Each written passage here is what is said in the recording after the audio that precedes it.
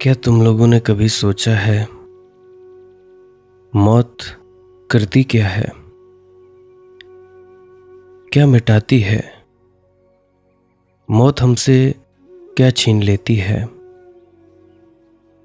क्या वह तुम्हें मिटा देती है या बस उन परतों को हटाती है जो तुम थे ही नहीं?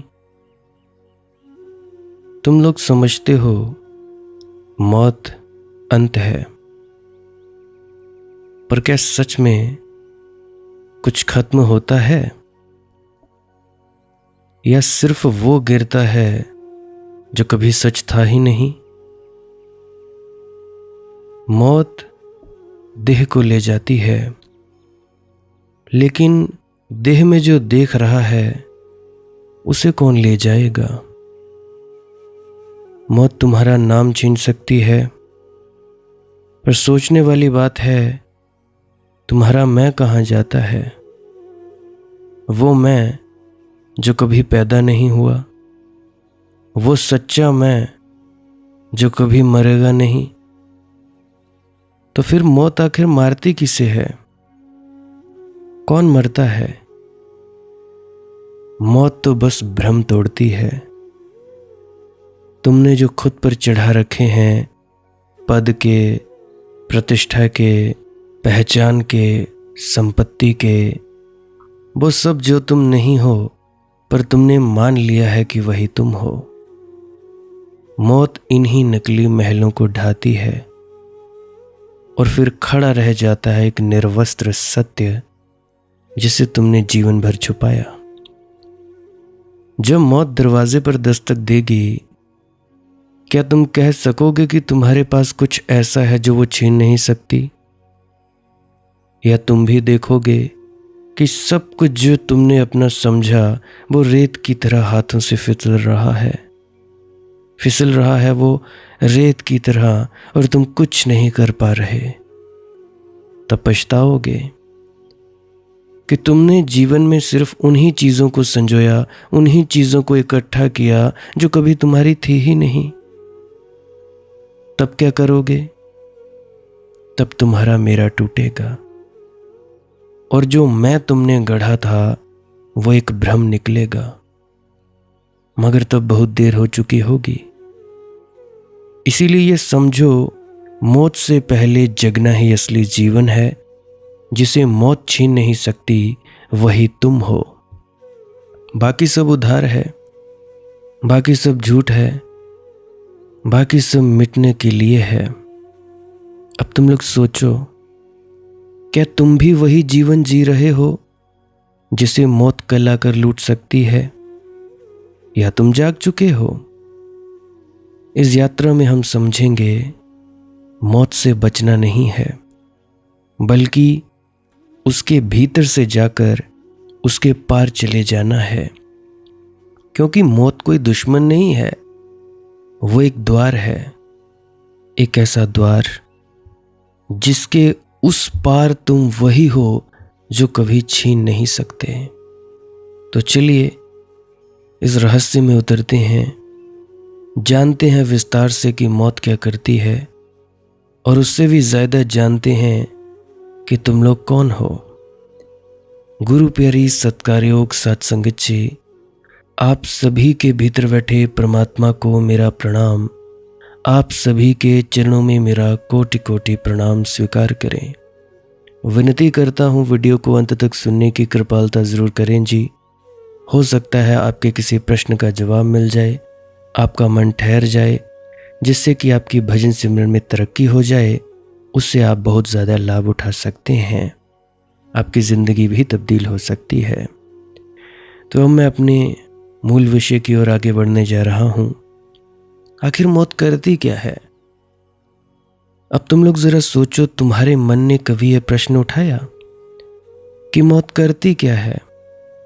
अक्सर मैं देखता हूँ जब भी बहुत से लोग भजन सिमरन में बैठते हैं, ध्यान की गहराइयों में डूबते हैं, अपने ही भीतर जाते हैं, तो वे बोलते हैं कि हमें जी डर लगता है। किसी भी प्रकार का डर, चाहे मरे हुए रिश्तेदार आ जाएं, चाहे कोई डरावना कोई भी दृश्य आ जाए, किसी भी प्रकार का, ये सब चीज़ें एक ही बात से संबंधित हैं और उस बात का नाम है मौत। चाहे तुम लोग डरते हो कि सांप ना काट खाएं, बिच्छू ना काट खाएं, सपने में तुम्हें डरावने रिश्तेदार दिख रहे हैं, मरे हुए लोग दिख रहे हैं, या तुम लोगों को डर है किसी ने कुछ कर दिया, तंत्र का प्रयोग कर दिया, या तुम लोगों को डर है कि जो कोई भूत प्रेत और साया आ गया। ये सब क्या है? ये सब एक ही चीज़ से संबंधित है और उस चीज़ का नाम है मौत। तो इसीलिए आज हम विस्तार से आगे बढ़ रहे हैं। आखिर मौत करती क्या है? तुम्हारे मन में कभी यह प्रश्न उठाया?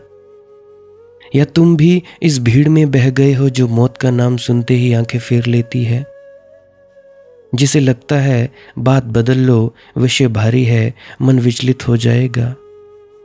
मेरे घर में भी जब मैं सीधी सादी बात किया करता था, मेरे माता पिता रिश्तेदार कह देते थे, नहीं नहीं ऐसी बात मत करो, ये बात ठीक नहीं, मरने की बात ठीक नहीं।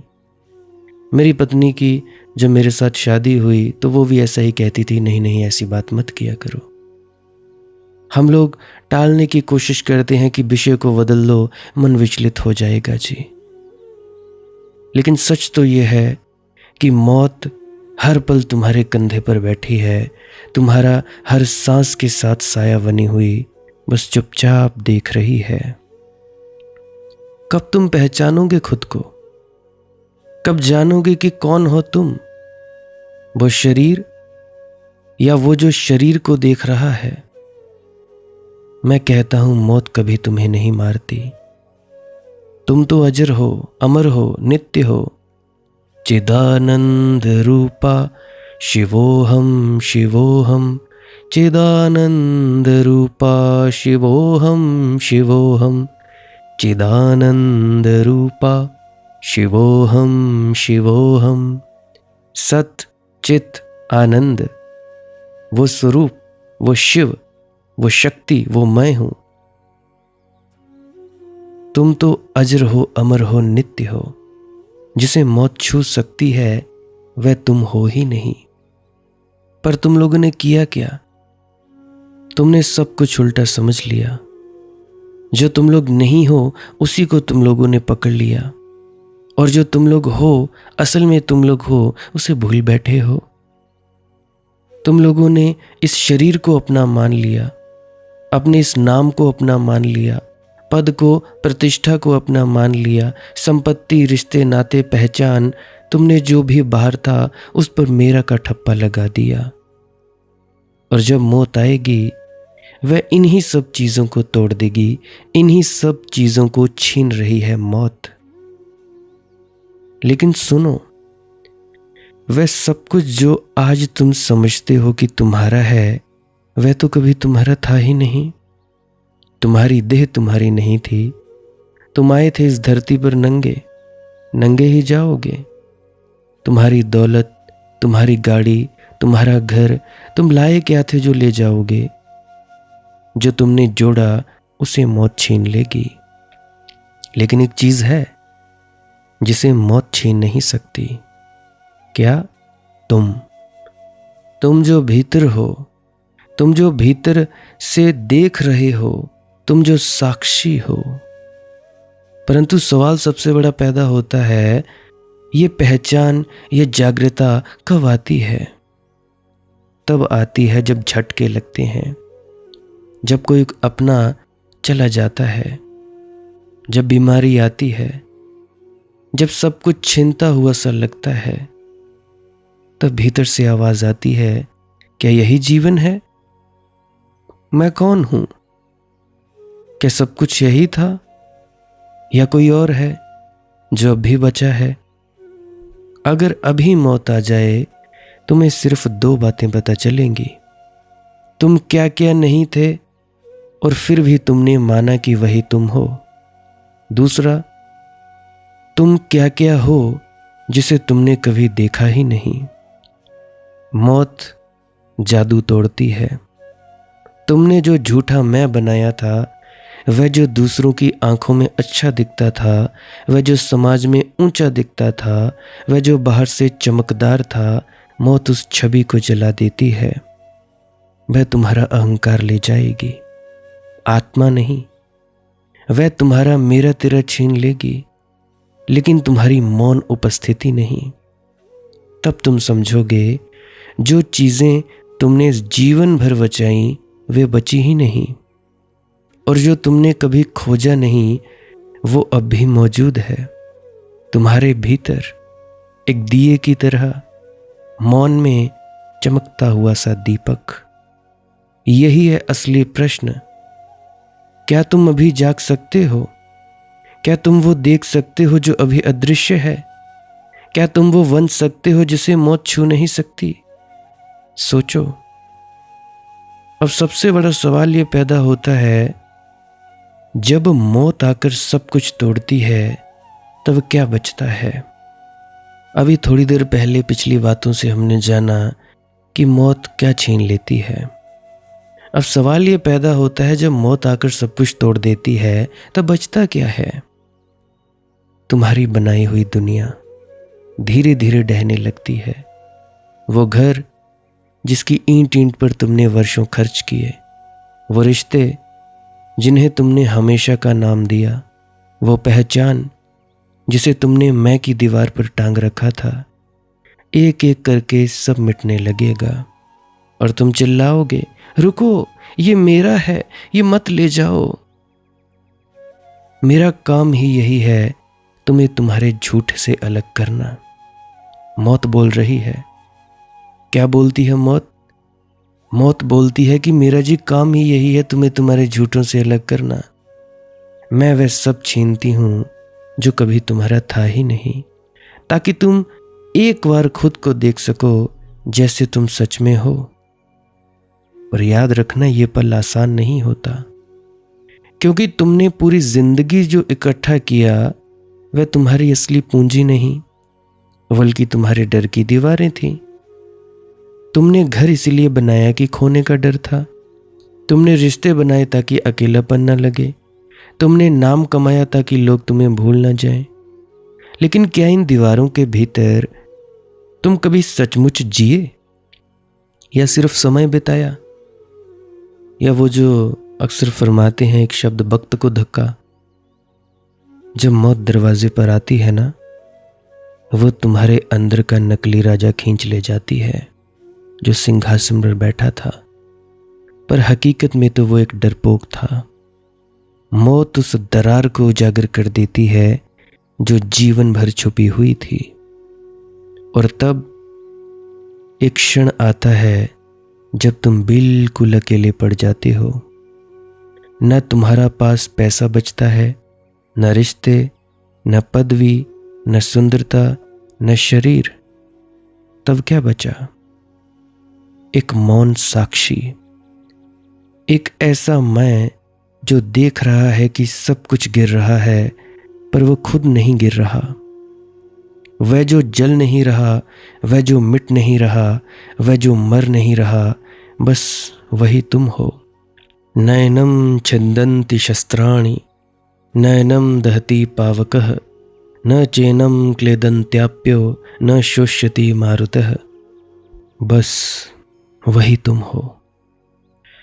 मौत तुम्हें एक उपहार देने आई है, एक भयानक, कठोर, पर अंततः करुणा से भरा हुआ उपहार।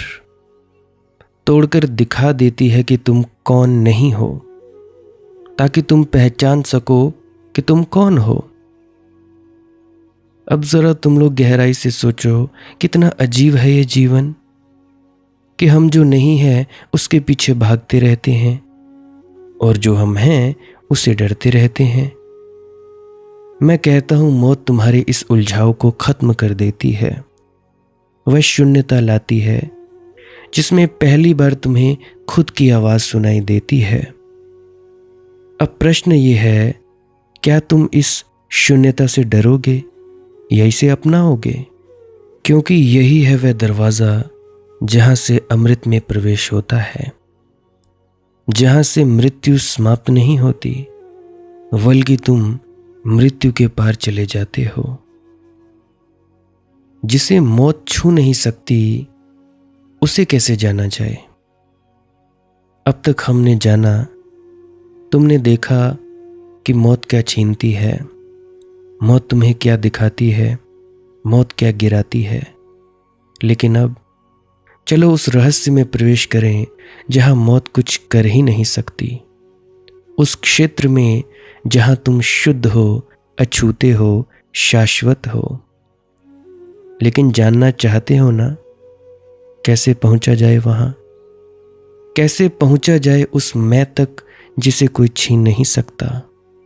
ध्यान देना, ध्यान ही वह सेतु है।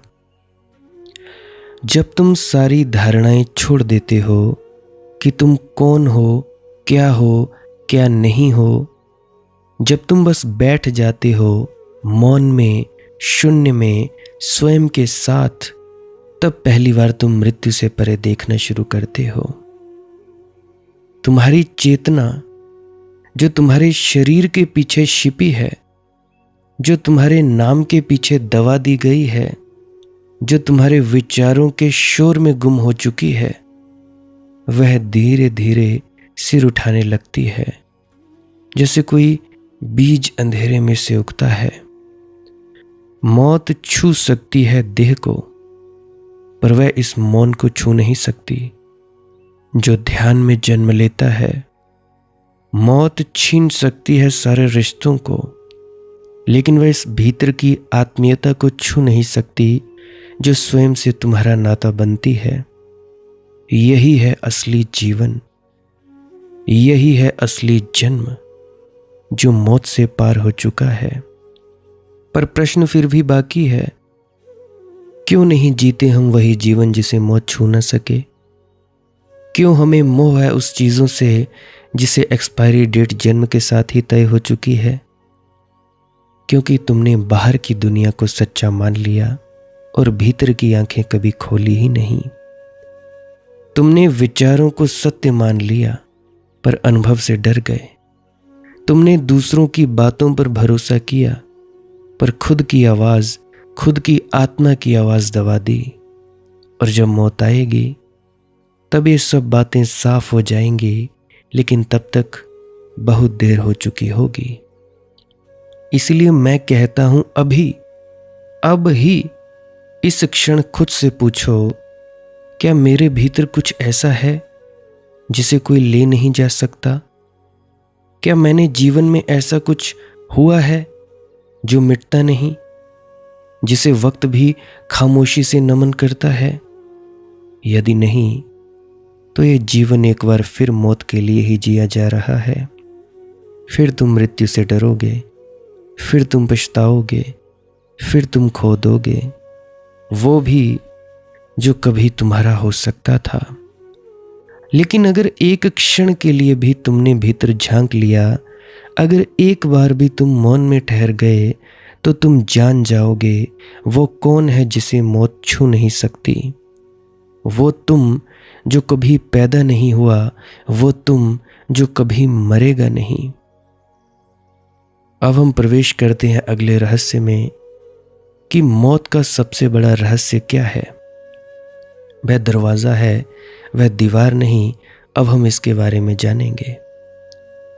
अब तुम लोग देखो, तुम लोगों ने पूरी उम्र मौत को एक दीवार समझा कि जिसके आगे कुछ नहीं है जी। यही तो सब जानते हैं कि जी व्यक्ति जन्मता है और मरता है, मौत के बाद कुछ नहीं। मौत के बाद एक अंधेरा होता है जी, एक शून्यता, एक शमशान, एक सन्नाटा। लेकिन क्या सचमुच मौत इतनी ही बेरहम है, या हमने ही उसे ऐसे बना लिया है अपनी अनभिज्ञता से? जो समझ गया उसके लिए मौत दीवार नहीं रही, वह तो एक दरवाजा बन गई, एक ऐसा द्वार जो तुम्हें ले जाता है उस पार, जहां तुम्हारा छोटा मैं मिटता है और असली मैं जन्म लेता है।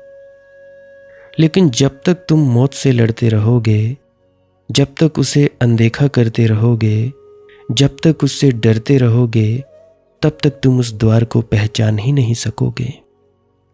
क्योंकि मृत्यु तुमसे जो छीनती है वह सिर्फ एक छाया है, और जो वह छोड़ जाती है वह प्रकाश है।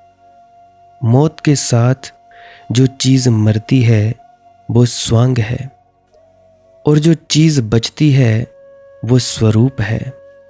फर्क बस इतना है, तुमने अभी तक स्वरूप को देखा नहीं। तुमने दुनिया देखी, लोग देखे, बाजार देखा, पर अपने भीतर झांक कर देखा क्या? वो जो सांसों के बीच में है, वो जो धड़कनों की गहराई में है, वो जो मौन की कोख से जन्मा है, क्या कभी उसे महसूस किया है? अगर हाँ, तो फिर मौत से कोई डर नहीं, बल्कि मुक्ति का संदेश है।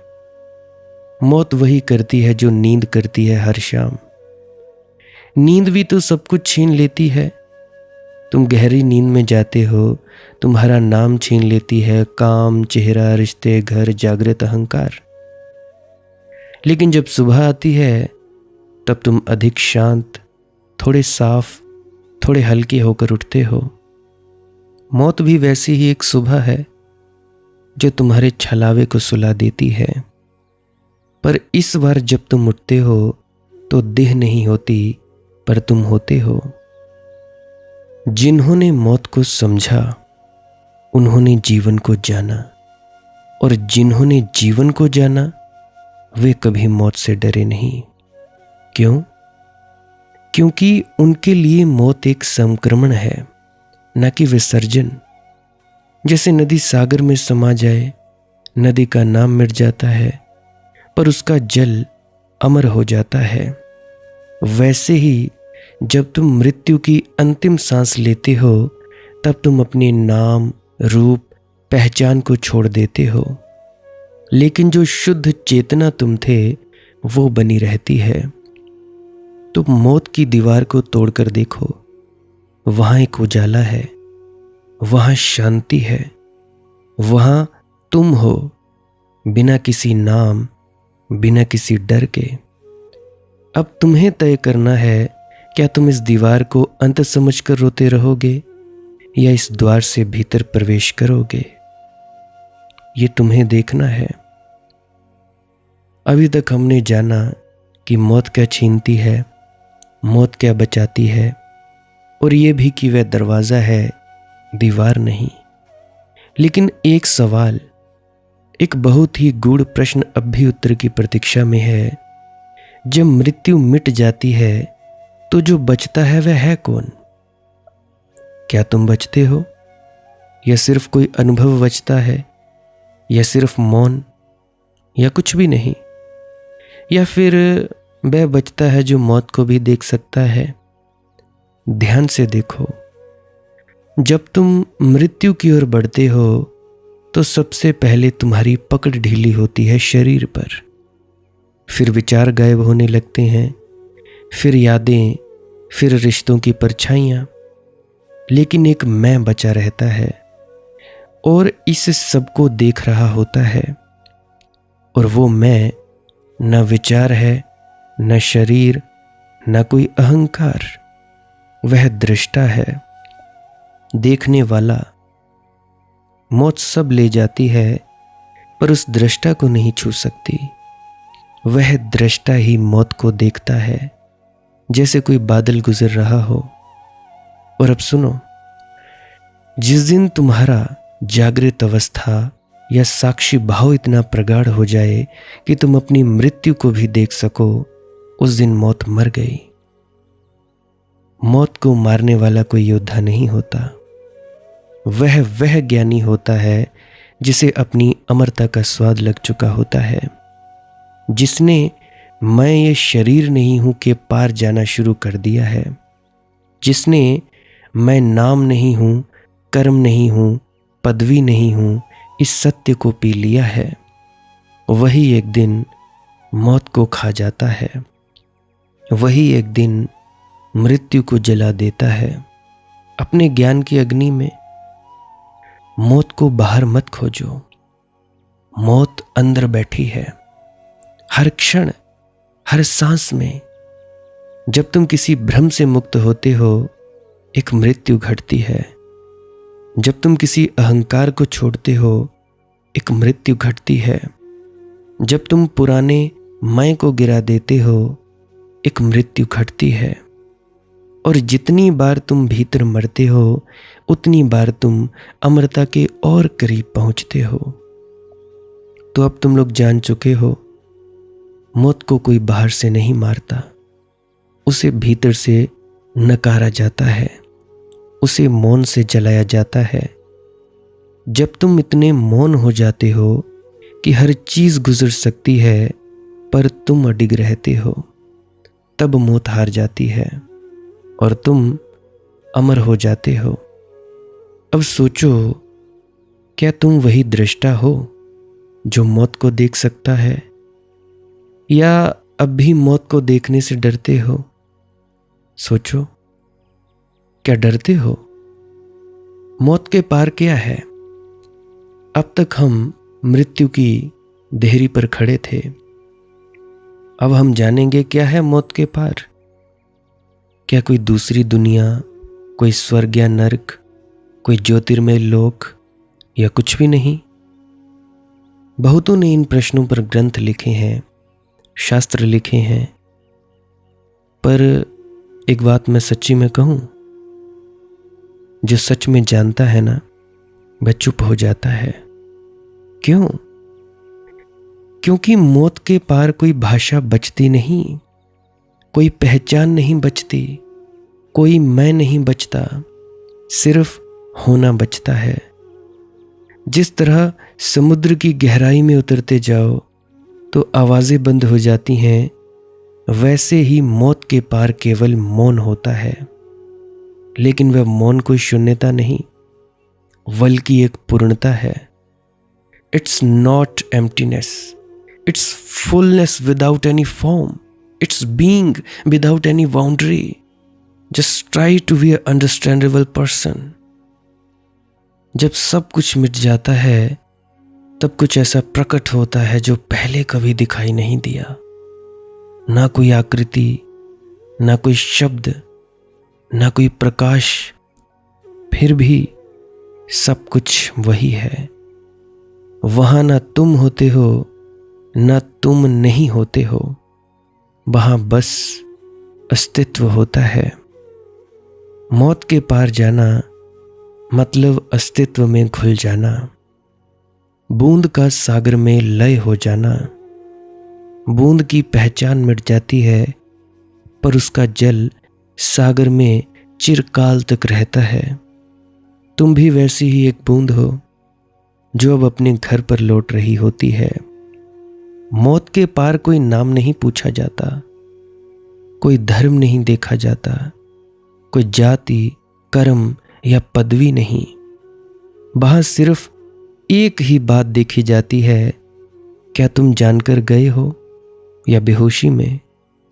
अगर तुम जाग कर गए तो मौत द्वार बनती है, अगर तुम सोकर गए तो वह दीवार ही रह जाती है।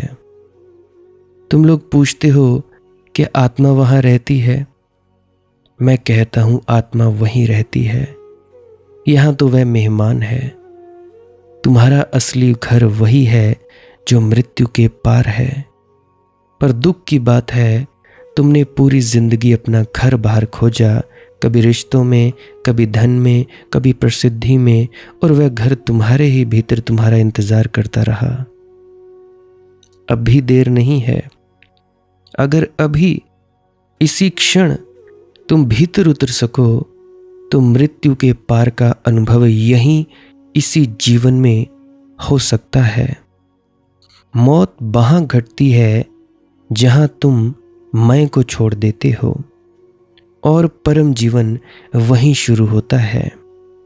अब तुम लोग जान चुके हो, मौत कोई अंत नहीं, वह आरंभ है उस यात्रा का जो वास्तव में कभी शुरू ही नहीं हुई थी, जो बस रही है हमेशा।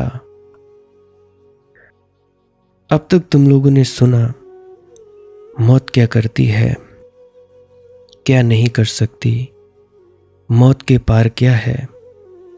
अब मेरी बात सुनो, जो बचा है, जो भी बचा है, जो मौत को भी पार कर चुका है, वह तुम्हारा सत्य स्वरूप है और वही है सच्चा जीवन।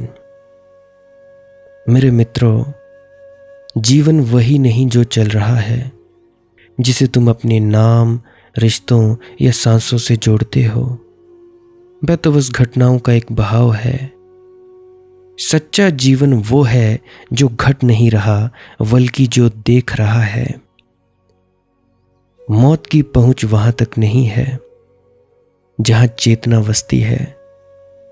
तुम्हारा शरीर मरेगा, तुम्हारे विचार मिटेंगे, तुम्हारी स्मृति पुंज विलीन हो जाएगा, लेकिन वो मैं जो सब देख रहा है, जिसने कभी जन्म नहीं लिया, वो मरेगा कैसे? सच्चा जीवन वह है जिसे न शुरू किया जा सकता है और न ही खत्म। तुम वही जीवन हो। तुम वह नहीं हो जिसे डॉक्टर मरता हुआ कहेगा। तुम वह हो जो उस देह को छोड़ता हुआ देखेगा, जो अंतिम सांस तक जागृत रहेगा। और यही जागरूकता, यही साक्षी भाव ही मृत्यु को व्यर्थ बना देता है। जिस क्षण तुम भीतर स्थिर हो जाते हो, उसी क्षण तुम जीवन और मृत्यु दोनों से परे चले जाते हो। वहां सिर्फ होना बचता है। वहां कोई डर नहीं, कोई आकांक्षा नहीं, कोई पहचान नहीं, बस अमरता है। तुम लोग पूछते हो, मुझे कैसे पता चले कि मैं सच्चे जीवन में हूं? उत्तर सरल है। अगर तुम लोग डर में जी रहे हो तो तुम लोग मृत्यु के इर्द गिर्द हो। अगर तुम लोग प्रेम में जी रहे हो, उस प्रेम में जो मांगता नहीं, बस बहता है, देना जानता है, तो तुम मृत्यु से परे हो। क्योंकि मौत प्रेम को नहीं छू सकती। क्योंकि प्रेम तुम्हारा सबसे मूल रूप है। वह रूप नहीं, प्रकाश है। जब तुम मौन में बैठते हो और तुम्हारे भीतर कोई हलचल नहीं होती, जब तुम अपनी सांसों को केवल देखते हो बिना हस्तक्षेप के, जब तुम विचारों को आने जाने देते हो जैसे बादल गुजरते हैं, तब तुम सच्चे जीवन को अनुभव करते हो। वह किताबों में नहीं, वह भीतर की आंख में प्रकट होता है। सच्चा जीवन कहीं और नहीं, किसी और जन्म में नहीं, वह अभी यहीं इसी क्षण है। जो भी व्यक्ति इस क्षण में उतर गया, वह जीवन को पा गया। और जो जीवन को पा गया, उसे मौत कभी छू नहीं सकती। और अब तुम लोग जान चुके हो, मौत सिर्फ एक घटना है, पर जीवन, सच्चा जीवन एक सनातन होना है। उसे कोई छीन नहीं सकता, क्योंकि वह तुम्हारी आत्मा नहीं, तुम्हारी साक्षी चेतना है। अब बहुत से लोग बोलते होंगे, जी फिर मौत से डर क्यों लगता है? क्यों लगता है जी डर? मौत का डर ये कोई साधारण डर नहीं, ये जीवन का मूल डर है। सबसे पुराना, सबसे गहरा। जन्म के पहले क्षण से मौत की परछाई हमारी पीछे चलने लगती है। लेकिन कभी पूछा है खुद से, तुम मौत से डरते हो या अधूरे जीवन से?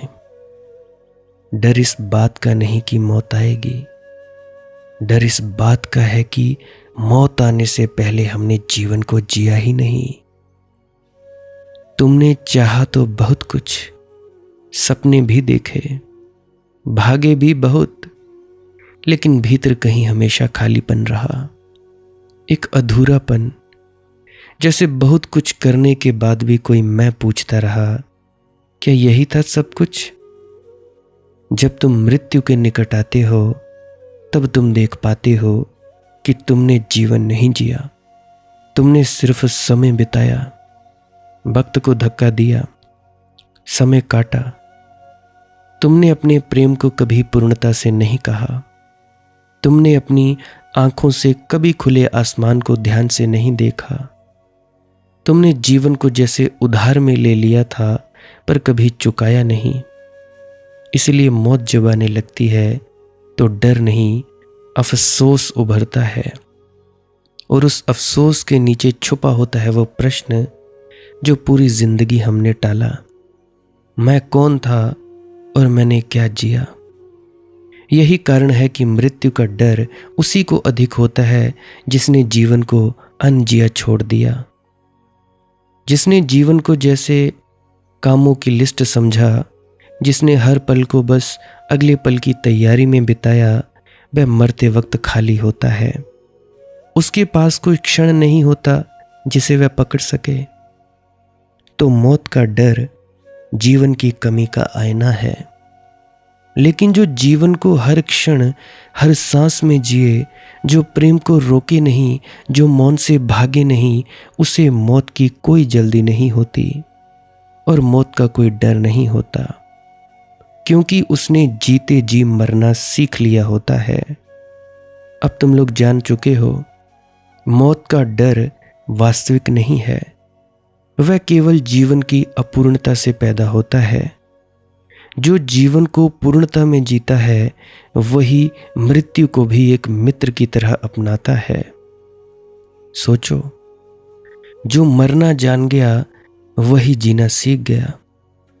जो भी व्यक्ति मरना जान जाता है, वही केवल जीना सीख पाता है। तुम लोगों को लगता है कि जीने के लिए मौत से दूर रहना होगा, लेकिन सच तो ये है, जो मरना नहीं जानता वह जीना भी नहीं जानता। जिसने मौत को अपनाया, उसे जीवन की वास्तविकता मूल्य का पता चलता है। हर क्षण मरने का अभ्यास असली जीवन की शुरुआत है। तुम हर रात जब सोते हो, वह भी एक छोटी मौत होती है। जब तुम ध्यान में बैठते हो, ये तुम्हारा झूठा मैं गलने लगता है। वह भी एक गहराई है जिसमें मौत उतरती है, पर तुम डरते हो। तुम रोज कुछ न कुछ पकड़ के जीते हो, नाम, विचार, शरीर, स्मृतियां, स्वप्न, भविष्य की योजनाएं। क्यों? क्योंकि तुम्हें डर है कि अगर सब छूट गया तो कुछ बचेगा नहीं। पर जिसने सच में ध्यान किया, सच में ध्यान में डूबे, जिसने भीतर उतरकर अपने मैं को देखा, सच्चे मैं को, वह जान गया सब कुछ छूट सकता है, पर जो छोड़ने वाला है वह कभी नहीं छूटता। अब तुम लोग देखो, तुमने अपना घर बनाया, तुम्हारे रिश्तेदार हुए, और भी बहुत सारी चीज़ें हुई। क्या क्या नहीं हुआ और क्या हुआ। अब तुम लोग के घर में आग लग गई। ऐसा सोचो, तुम्हारे घर में बेड थे, फर्नीचर था, बढ़िया था, ठीक। अब तुम्हारे घर को आग लग गई। तुम्हारा घर था, तुम अपने घर से बाहर चले गए। जैसे ही तुम लोग अपने घर से बाहर चले गए, यानी छोड़ने वाला बाहर छूट गया, बाहर चला गया। तुम यानी मनदीप के घर में अगर आग लगी है, फर्नीचर जल रहा है, सब कुछ जल रहा है जो मनदीप से संबंधित है। मनदीप बाहर निकल गया, छोड़ने वाला बाहर निकल गया, तो जो चीज़ छूट सकती थी वो जल गई, जो नहीं छूट सकता था वो बाहर निकल गया। तो इसी तरह से सब कुछ छूट सकता है, पर जो छोड़ने वाला है वह कभी नहीं छूटता। और वही मैं है जो मृत्यु से अछूता है। और जब तुम बार बार छोटे छोटे रूपों में मरते हो, अपनी मान्यताओं से, अपनी इच्छाओं से, अपने झूठों से, तो एक नया जीवन हर बार जन्म लेता है। वह जीवन तुम हो जो अब जाग गया है।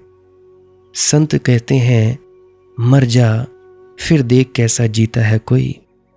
मरो हे जोगी मरो, मरण मरण है मीठा। मरो हे जोगी मरो, मरो मरण है मीठा।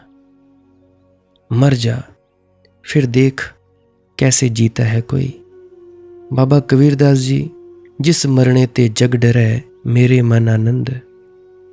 क्योंकि जो मरना जान गया, अहंकार से, स्मृति से, देह की तृष्णा से, वही अमर हो जाता है। वही पहली बार सांस को भी प्रेम से देखता है, खाली आकाश को भी ईश्वर की आंख समझता है। अब मृत्यु डर नहीं, एक हमारी ताकत बन जाती है, एक खुशी बन जाती है। अब मृत्यु अंधकार नहीं, प्रकाश का द्वार बन जाती है। और जो भी व्यक्ति मृत्यु में कूद गया, वह जान गया यही तो जीवन था, पर बिना डर, बिना भ्रम, बिना बोझ के। अब तुम लोग जान चुके हो कि मौत कोई शत्रु नहीं है। मौत जीवन की सबसे बड़ी गुरु है, सबसे बड़ी गुरु है भाई। अब मौत भी कुछ नहीं कर सकती उस पर जो जान गया मैं कौन हूं। याद रखना, एक दिन तुम भी मरोगे। तुम्हारा नाम, चेहरा, शरीर, धड़कने सब मिट जाएगा, लेकिन क्या तुम भी मिट जाओगे? जिसने पूरे जीवन भर कभी यह प्रश्न नहीं पूछा कि मैं कौन हूं, वह अंत में मृत्यु से चौंक जाता है। क्यों? क्योंकि उसने कभी देखा ही नहीं कि जो मैं कहता था वह वास्तव में था ही नहीं। मैं डॉक्टर हूं, मैं पिता हूं, मैं हिंदू हूं, मैं अमीर हूं, मैं गरीब हूं, मैं राधा स्वामी हूं, मैं सत्संगी, मैं गैर सत्संगी, मैं निरंकारी, मैं फला, मैं ढिका। ये सब मैं नहीं हूं। ये परिधियां हैं, मुखौटे हैं, अस्थाई पतंगे हैं जो मौत की हवा में उड़ती हैं और फिर खो जाती हैं। असली मैं तो वह है जो इन सब को देख रहा है, जो तुम्हारे भीतर साक्षी बनकर हर विचार, हर भाव, हर डर को, हर सपने को चुपचाप देखता रहा है। उसे मौत क्या करेगी? मौत को सिर्फ उसी पर अधिकार है जिसने खुद को नाम, रूप और अहंकार से जोड़ा है। लेकिन जो जान गया मैं ये देह नहीं, ये मन नहीं, ये जन्म मृत्यु की कहानी नहीं, जो जान गया मैं तो वो हूं जो देख रहा है, जिसे देखा नहीं जा सकता, उसे मौत छू भी नहीं सकती। उसी क्षण आत्मा जानती है कि वह आत्मा ही नहीं बल्कि परमात्मा का प्रतिबिंब है। वो पहली बार मृत्यु से मुक्त होती है। तब न पुनर्जीवन की लालसा होती है, न स्वर्ग की आकांक्षा, न डर बचता है, न कोई मोह। बस मौन बचता है, बस साक्षी, बस परम सत्य बचता है। तुम यही हो जो तुम सोचते हो कि तुम हो, वो सब बदलने वाला है, पर जो तुम हो ही वो कभी नहीं बदलेगा। और जब तुम ये जान लेते हो, सचमुच जान लेते हो, तो मौत सिर्फ एक परिवर्तन बनकर रह जाती है, एक देह परिवर्तन, एक आवरण परिवर्तन, पर तुम शेष रहते हो। तो क्या सब खत्म हो जाता है मृत्यु के बाद?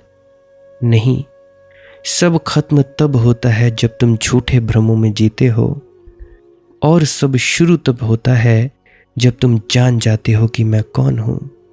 जब ये जान लिया जाए तो फिर ना जन्म का बंधन, ना मृत्यु का डर। अब तुम्हारे भीतर मौन का दीपक जल चुका है। तुम ये नहीं कह सकते कि मैं नहीं जानता। अब जानना तुम पर निर्भर नहीं, जानना, जगना तुमसे ही होगा। अब प्रश्न ये नहीं कि मौत क्या करेगी, अब प्रश्न ये है तुम मरने से पहले जाग भी पाओगे या नहीं। यही थी एक यात्रा मृत्यु से मुक्त होने की, पर असली यात्रा अब शुरू होती है। अगर ये श्रृंखला तुम्हारे भीतर को छू गई हो तो कुछ देर चुप बैठ जाना, अपने भीतर उस अछूते को महसूस करना जिसे मौत छू नहीं सकती। यही ध्यान है, यही आत्मज्ञान की पहली झलक है, और यही तुम हो। एक काने सबाब और इस पर यह काने इश्क, बहरे उल्फत का नजर आता नहीं साहिल मुझे। वसल का दिन और इतना मुख्तसर दिन गिने जाते थे इस दिन के लिए। हमारे भीतर परंतु वासनाओं का जाल है। उन वासनाओं के कारण हम चीज़ों में अर्थ डाल देते हैं जो वहाँ है ही नहीं। एक से एक पागलपन है, एक तूफान सबाब, एक तो जवानी का तूफान, एक तो जवानी का नशा। जवान जितने सपने देखते हैं कोई नहीं देखता, नशा चाहिए ना देखने को सपने। एक तूफान सबाब और इस पर यह तूफान इश्क, और फिर इस पागलपन में सौंदर्य दिखाई पड़ता है, और फिर एक तूफान सौंदर्य का, बहरे उल्फत का नजर आता नहीं साहिल मुझे। फिर प्रेम के इस तथाकथित प्रेम के सागर का कोई किनारा नहीं दिखाई पड़ता। फिर तैरते रहो, मर जाओ, डूब जाओ, और फिर मिलता क्या है? इस सारी दौड़ धूप के बाद मिलता क्या है? क्षण आते हैं, पाते क्या हो? और कितनी गिनती की थी, कितनी प्रतीक्षा की थी। वसल का दिन और इतना मुक्तसर दिन गिने जाते थे इस दिन के लिए। कितनी प्रतीक्षा, कितनी प्रार्थना, कितना आयोजन। हाथ क्या लगता है? बूंद भी तो नहीं लगती। लेकिन आदमी स्वीकार नहीं करना चाहता कि हाथ कुछ नहीं लगता, क्योंकि उससे भी बड़ी चोट लगती है। उससे भी बड़ी चोट लगती है क्योंकि उससे लगता है तो फिर मेरी जिंदगी मूर्खता में गई। मौत के समय यही है। इसलिए तुम्हारे प्रधानमंत्री, तुम्हारे राष्ट्रपति कह नहीं पाते लोगों से कि हमें कुछ नहीं मिला। उनकी हालत वैसी ही है जैसे तुमने कहानी में सुनी होगी कि एक आदमी चोर था।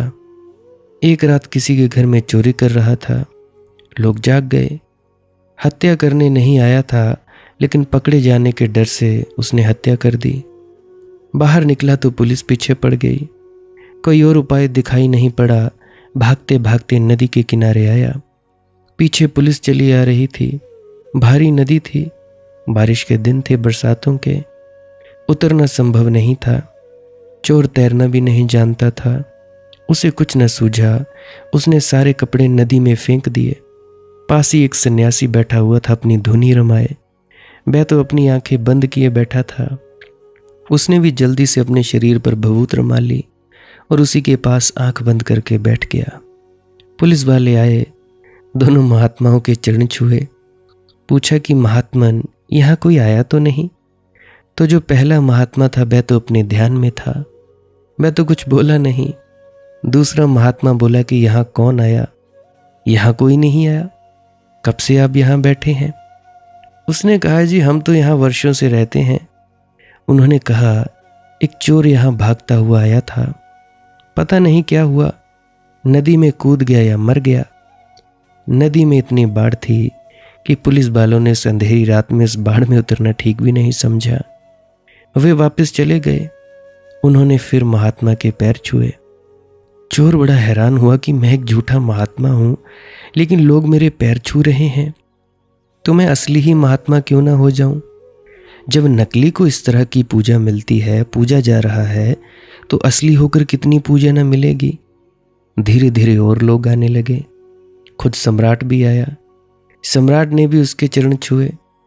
चोर के मित्रों को भी खबर लगी। वे तो जानते ही थे कि वे चोर है। वे भी गए। उन्होंने कहा, ये हो क्या गया? अब चोर ये नहीं कह सकता था कि क्या हो गया। कुछ हुआ भी नहीं है। चोर का चोर है, वैसा का वैसा है। अब भी नजर जब कोई उसके पैर छूता है तो उसकी जेब पर लगी रहती है उसकी। अब भी जब कोई उसके पैर छूता है तो वह पैर छूने का ध्यान नहीं रखता। कितने नोट चढ़ा रहा है उसका ध्यान रखता है, उसकी गिनती कर लेता है। इधर आदमी आया कि जल्दी से रुपए अपनी चटाई के नीचे सरका लेता है। जब कोई नहीं होता तो रुपयों की गिनती करता रहता है। चोर का चोर है, कुछ फर्क नहीं हुआ। लेकिन अब चोरों के सामने ये तो कैसे स्वीकार करेगा। वह कहने लगा कि बड़ी शांति है, बड़ा आनंद है जी, समाधि का मजा ही कुछ और है। क्या रखा है इस चोरी चकारी में? सब व्यर्थ, सब असार है। और चोर भी उसकी बातों में आकर धीरे धीरे धुनी रमाने लगे और उनको भी ऐसे ही रसाने लगा। वे भी लोगों को कहने लगे। एक जमात खड़ी होती जाती है और कोई ये स्वीकार करने को राजी नहीं होता कि मुझे कुछ मिला नहीं, मैं कुछ बदला नहीं। क्योंकि अब सार क्या कहने से, अवर्थ क्या। दुनिया के राजनीतिज्ञ अगर ईमानदारी से अपने वक्तव्य दे दें, जो कि वे दे ही नहीं सकते, नहीं तो वे कभी राजनीतिज्ञ ही कैसे होते। जिंदगी भर तो बेईमानी के वक्तव्य दिए, उससे तो वे सीढ़ियाँ चढ़े। सबसे आखिरी वक्तव्य अगर वे एक भी सच्चा वक्तव्य दे दें तो वह यही होगा कि उन्होंने कुछ पाया नहीं। लेकिन तब प्रतिष्ठा को बड़ा धक्का लगेगा। दिखाए जाते हैं, भीतर चिताओं से जलते रहते हैं, भीतर ईर्ष्याओं से जलते रहते हैं। भीतर मार काट करते रहते हैं, भीतर सब तरह की चोरियां और बेईमानियां चलती रहती हैं और बाहर एक महात्मा का भेष बनाए रखते हैं। तुम देखते हो जो राजनेता ताकत में नहीं रह जाते वे पार्लियामेंट में गुंडों जैसा व्यवहार करने लगते हैं, और जब वे राजनेता ताकत में होते हैं तब वे एक दिन दूसरे को समझाने लगते हैं कि अनुशासन होना चाहिए, लोगों को सभ्य व्यवहार करना चाहिए। जो सत्ता में पहुंच जाता है वही दुनिया को समझाने लगता है कि अनुशासन चाहिए, और जो सत्ता से बाहर गया वही अनुशासन को बिगाड़ने लगता है। वही घिराव, हड़ताल, उपद्रव, दंगा फसाद, क्योंकि सत्ता में पहुंचने का उपाय ही यही है कि तुम इतने उपद्रव कर दो कि लोग तुम्हें सत्ता में बिठाने को मजबूर हो जाएं। क्योंकि तुमसे बचने का फिर एक ही उपाय है कि तुम्हें सत्ता दे दी जाए। जो शिक्षक होशियार होते हैं वे अपनी कक्षा में जो सबसे ज़्यादा बदमाश लड़के होते हैं उनको मॉनिटर आदि बिता देते हैं। बस फिर शांति हो जाती है कक्षा में, क्योंकि जिनको शरारत करनी थी वही अब मॉनिटर हो गए, तो वे किसी को शरारत नहीं करने देते। उन्हें शरारतों का राज भी मालूम होता है। फिर वे सबसे ज़्यादा उपद्रवी होते हैं, दुष्ट भी होते हैं। जब राजनेता इतना उपद्रव मचा देते हैं कि मार काट, गोली और सब तरफ हिंसा फैल जाती है, मजबूरी में जनता को कहना पड़ता है कि भाई अब तुम ही राज्य करो, तुम ही बैठो, अब तुमसे ही संभल सकता है, वो किसी और से संभल नहीं सकता। तो जिन्होंने धन पा लिया वे भी कभी नहीं कहते ईमानदारी से कि हमने सब कुछ पा लिया। कहें तो ऐसे लगता है जिंदगी भर हम मूड रहे, अहंकार की चोट लगती है। इसीलिए अब जो बात चल गई, लोग मानते हैं कि इन्हें सब कुछ मिला। इसी में सार है कि चुप रहो, कहते चले जाओ कि हाँ मिला, हाँ में हाँ भरे चले जाओ। 40 सालों से 30 सालों से आदमी खाली के खाली हैं, झूठे भ्रम में जीते हैं। आहा, बड़ी कृपा जी बाबा जी की, बहुत ही मज़ा है, बहुत ही आनंद है, पर भीतर तो वही जानते हैं कि कुछ हुआ नहीं। बस फालतू का थोथा अहंकार मिला, सेवाओं पे जाने का, जत्थाओं को बनाने का, और भी न जाने क्या क्या करने का। और क्या होता है? कुछ भी तो नहीं होता। थोथा अहंकार मरने वक्त सोचते हैं गुरु आएगा, उंगली पकड़ कर ले जाएगा, परंतु कोई आता नहीं। गुरु कब आता है? देखिए, आत्मज्ञान के वक्त सबसे कठिन समय होता है छलांग ले जाना। छलांग लेना इस अहंकार को छोड़कर अपनी मौत को स्वीकार करके अपने स्वतत्व में लीन हो जाने को छलांग लाना कहते हैं। तब डर लगता है, बहुत ही ज़्यादा कंपकपी छिड़ती है, हाय ये क्या हो रहा है। तब गुरु का उपदेश याद आता है कि बेटा मैं भी जिंदा हूँ, मुझे भी ऐसा ही वक्त आया था, तू कूद जा, छलांग ले ले, चल तू, जो भी होगा अच्छा ही होगा। क्योंकि देख मैं इतने दिनों से जिंदा हूँ, मुझे भी तो यही प्राप्ति हुई है। ये है उस बात का मतलब कि जब गुरु आखिरी वक्त में आता है तो उंगली पकड़कर सचखंड में ले जाता है। कब ले जाता है? जब तुम ध्यान में उतरते हो तब गुरु की बात याद आती है कि बेटा कूद, आगे चल और हो जा चिदानंद रूपः शिवोहम शिवोहम। हो जा उस अनामी धाम का व्यक्ति भी नहीं कहना चाहूँगा, हो जा पूर्ण को उपलब्ध हो जा, आत्मज्ञानी हो जा। ये वो वाली बात है, ये नहीं कि तुम मरोगे और गुरु उंगली पकड़ कर ले जाएगा। सब मूर्खता की बातें हैं, उलझो मत उलझो। जब तुम लोग मरोगे मेरी बात याद आएगी, आया तो नहीं कोई, फिर से अगला जन्म हो रहा है भाई। तो भाई ये जीते जी मरने की बात थी, जीते जी मुक्ति हासिल करने की बात थी। जब ये शरीर जाएगा, देह जाएगी, उस वक्त की बात नहीं थी। तो हाथ जोड़कर विनती है भाई, भ्रांतियों से ऊपर उठो, भ्रमों में मत रहो, बहमों में मत रहो कि कोई गुरु आएगा उंगली पकड़ कर ले जाएगा, ना, बिल्कुल नहीं। अभी मान लो आज तुमने मुझे सुना, आज रात ही तुम बैठे और भीतर वही घड़ी आ गई, मेरी बात याद आ जाएगी कि भाई कूदो, कूद जाओगे इसका मतलब ये होता है, प्रतीकात्मक शब्द हैं, प्रतीक हैं, सच में कोई नहीं आता। प्रतीक हैं, गुरु की वाणी याद आती है, गुरु की बात याद आती है, गुरु ने सत्संग में क्या फरमाया था। भीतर कूद जाते हो, चलो आगे बढ़ो, ये है असली कीमिया, ये है असली रहस्य की बात। बाकी तुम लोग जो मर्जी मानना हो मानते जाओ। सच की आवाज़ थोड़ी धीमी होती है, परंतु सच तो सच ही होता है। हो सकता है झूठ की आवाज़ ज़्यादा हो, झूठ बड़ी ज़ोर ज़ोर से शोरगुल मचा के एडवर्टीजमेंट कर रहा हो। सच सच तो सच ही होता है, और यही सत्य है। मैं नहीं चाहता तुम लोगों को किसी भ्रम में रखना, किसी बहम में रखना। मैं चाहता हूँ तुम लोग आंख खोलो और देखो कि जीते जी ही मुक्ति है, मरने के बाद कोई मुक्ति नहीं है। जीते जी मुक्त हुए तो यह देह जाएगी, यानी तुम्हारा शरीर मरेगा तो मुक्ति है। नहीं मुक्त हो गए तो अगला जन्म तैयार है, बिल्कुल तैयार है। कान खोलकर सुन लो, इसमें कोई झूठ मूठ की बात नहीं, कोई तुम लोगों को लालच देने की बात नहीं, कोई तुम लोगों को भरमाने की बात नहीं। आज के लिए बस इतना ही। अगर अनहद नाद नहीं चालू हुई है, भजन सिमरन के बारे में नहीं पता कि क्या है, श्वास क्रिया के बारे में नहीं पता कि क्या है, अभी मैं वो क्लिप लगाए दे रहा हूँ, उसको सुन के जाना। विनती है मेरी एक, किसी का कोई प्रश्न है, कोई दुख तकलीफ़ है, आप जी कमेंट सेक्शन में लिख सकते हो, अपनी दुख तकलीफ़ लिख सकते हो। प्रार्थना करना हमारा फ़र्ज़ है, बाकी आगे मालिक की मौज है। अगर ये वीडियो समझ में ना आई हो तो विनती है बार बार सुनने की कृपालता करें, कम से कम 5-10 बार।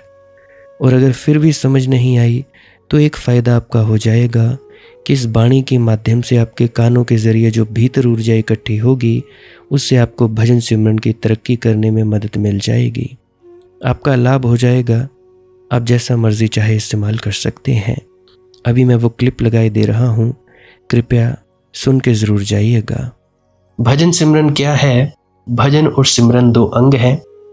सिमरन है कुछ शब्दों का जाप करना जो आपको आपके सद्गुरु द्वारा बताए जाते हैं। कोई भी जाप हो सकता है, कोई भी शब्द हो सकते हैं। करना क्या है?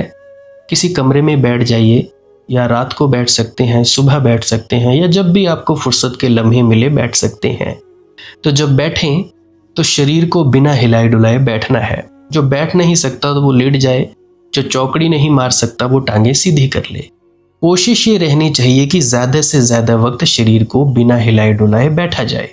उसके बाद अपने शब्दों का जाप शुरू कर दें।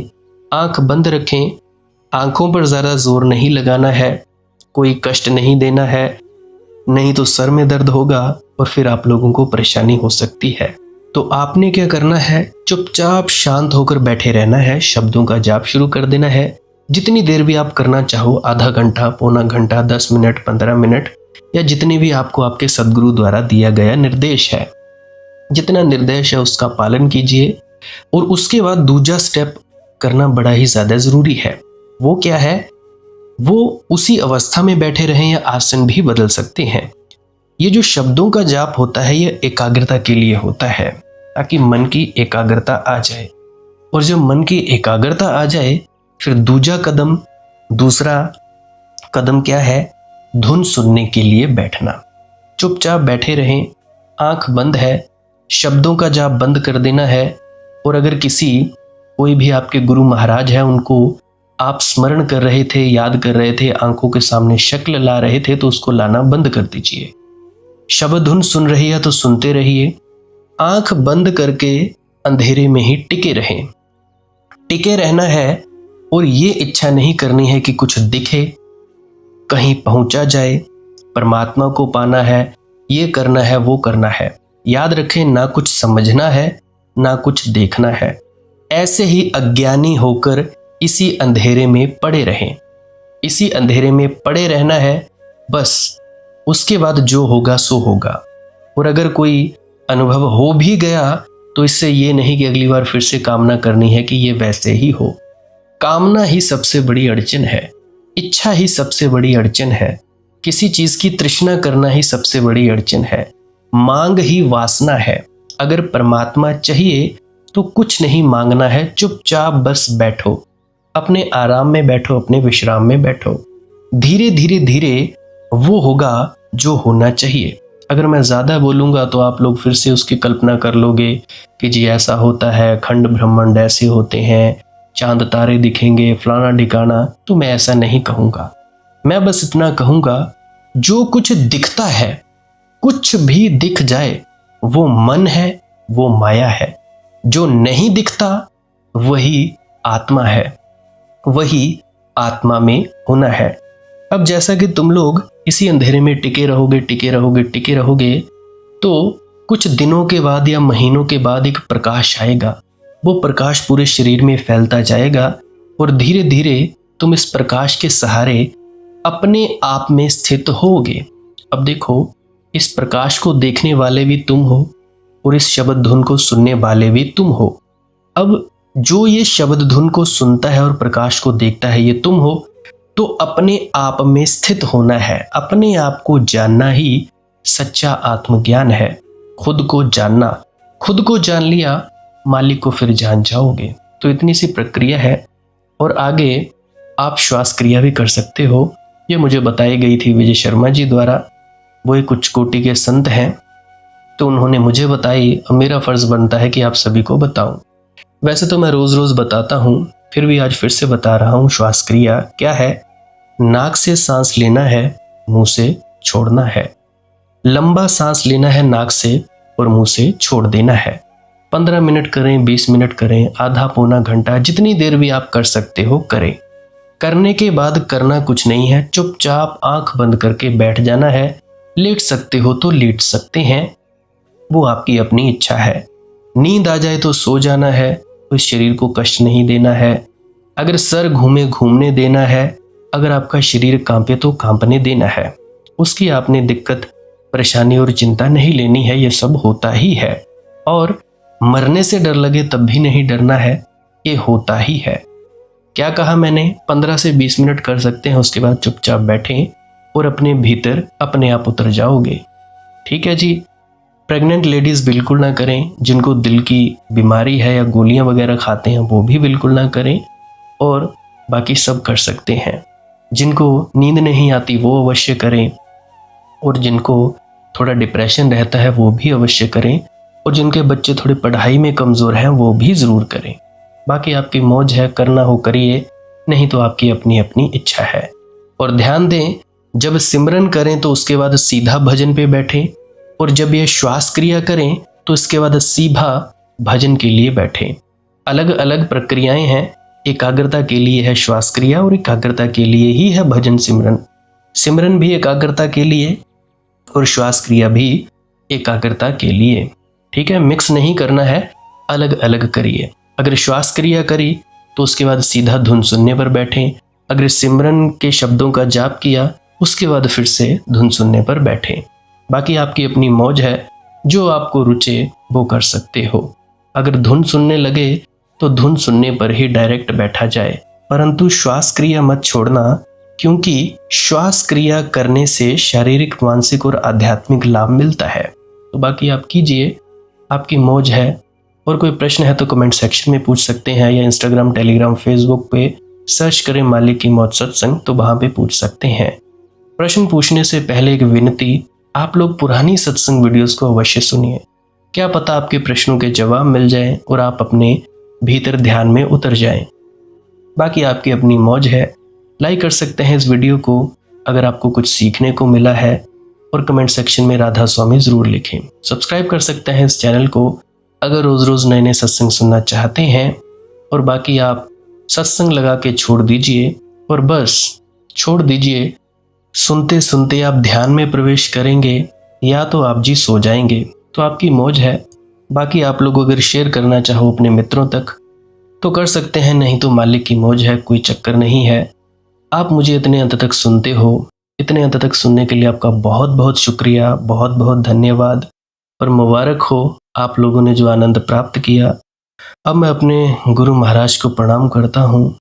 आप सभी के भीतर बैठे परमात्मा को भी प्रणाम करता हूँ। मेरा प्रणाम स्वीकार करें। राधा स्वामी जी।